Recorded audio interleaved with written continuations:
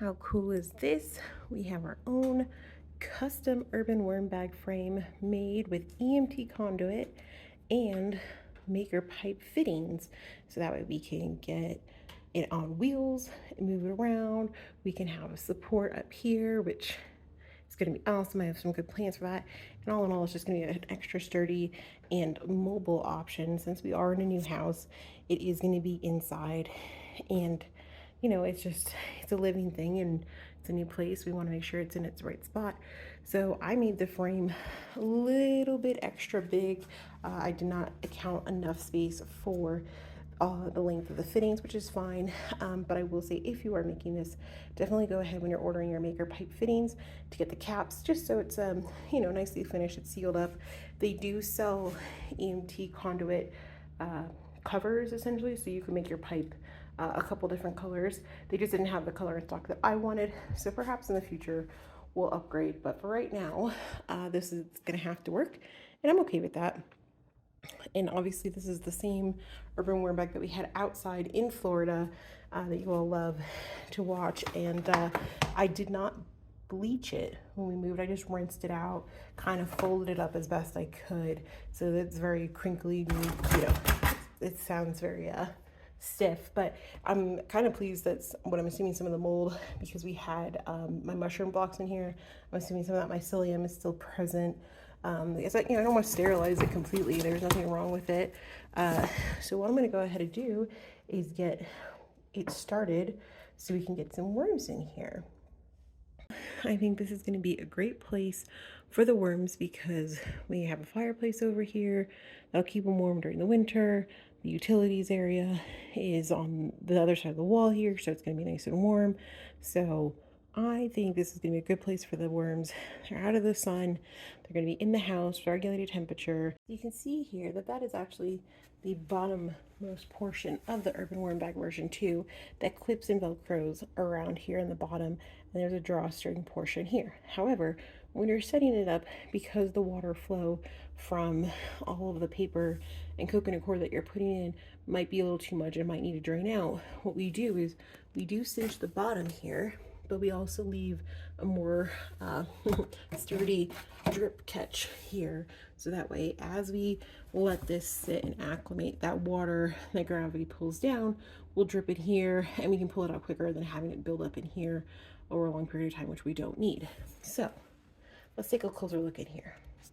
So you can see here that the drawstring is almost closed all the way, has a little bit of an opening, and that's okay. That happens. It's part of the, you're trying to do the best you can.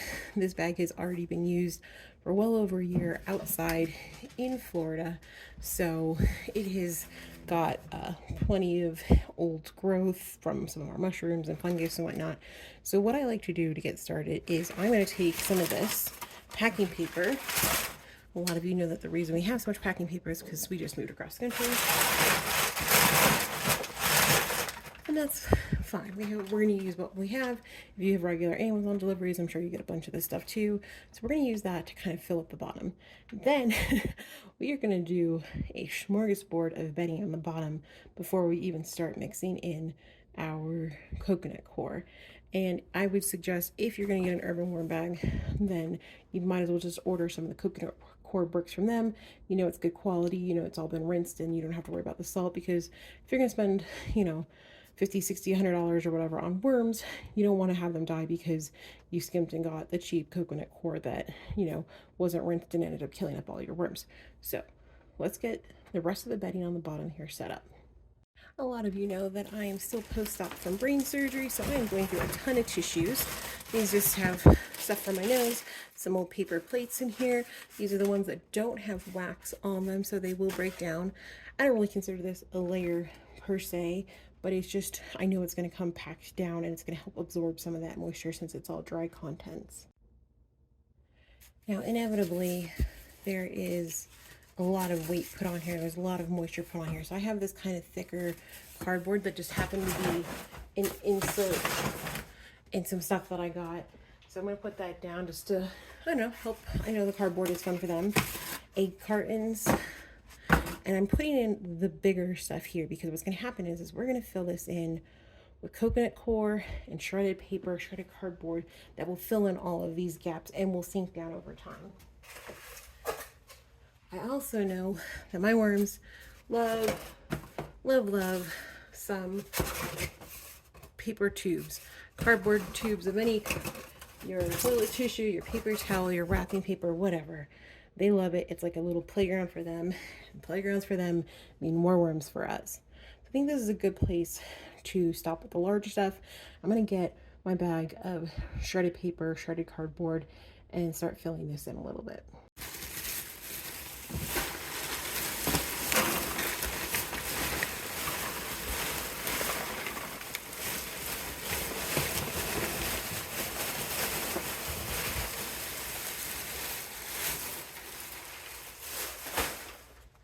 All right.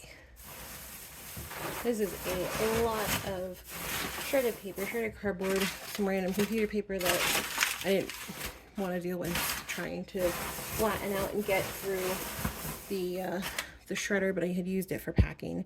So this is pretty full already, but what's going to happen is this is completely dry.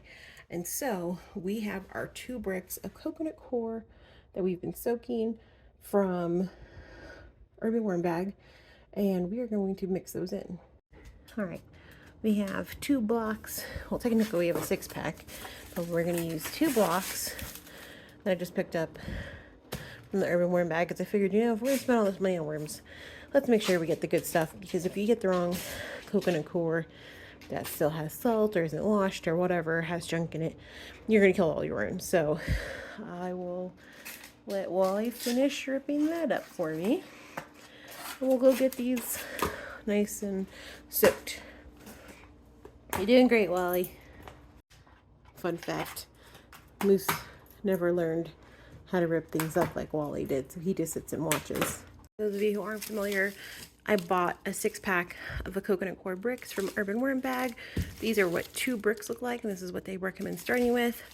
I put them in a bucket with water, let them sit, and then I let the bucket kind of sit an extra couple of days because I just used water out of the tap, and I know there's chlorine and chemicals and stuff in here, so I figured let's let that evaporate out. There's still plenty of moisture on here, and so it's not hopefully to the point where we can squeeze it and have a ton of water drip out, because obviously we definitely don't want that. But that's why we put so much bedding in, because you cannot add too much bedding. This is not possible. You have to manage the moisture levels, but the bedding helps mitigate so many problems. So believe me, if you're a beginner, one of the best things I could tell you is never underestimate the power of having bedding. Okay. So, I'm gonna give it a little shake. Whoops. All right. Oh, shoot. We just made a mess. It's on the floor. That's okay. It's part of the experience. Here, I wanted to show you guys that if we take a nice big handful and we squeeze, there is water coming out, but I'm not super worried about that because we put the coconut coir primarily on the top of this. It is going to then drip down through all of that dry bedding that we have put in the base layers, getting them up to the moisture level that we want, because we don't want it to be dry in here, right? We need it, the worms are underground. They like a certain level of moisture. So I think we're off to a good consistency to start with. And you can use your hand, you can use a brick. Coconut coir is really nice. It has a great earthy smell to it. So I really enjoy getting my hands dirty with it. But since we have our coconut coir in here now, I'm gonna go ahead and add just a little bit more of the shredded paper cardboard combination in and blend that in on the top here.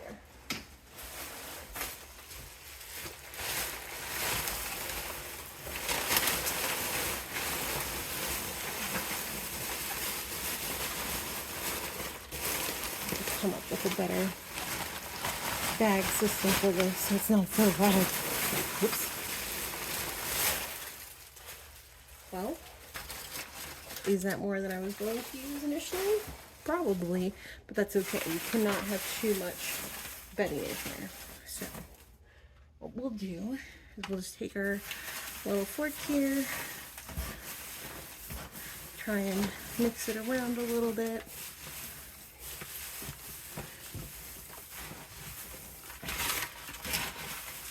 See, I have some paper that was just kind of crumpled up to use during packing when we were moving. So, obviously the coconut core is much finer than the shredded paper, so it's going to fall through to some extent. But for now, we are going to seal this up, let it sit for a couple days, check on the moisture level maybe every couple of days or so. And in the meantime, we'll get some worms ordered, because whenever possible, we want to make sure that the bedding has had a little bit of time to sit, so that way the biome can kind of start getting going, and then you can double check the moisture levels, make sure everything's where it needs to be before your worms arrive, so it's not too much of a shock for them. So we'll check back in here in a few days.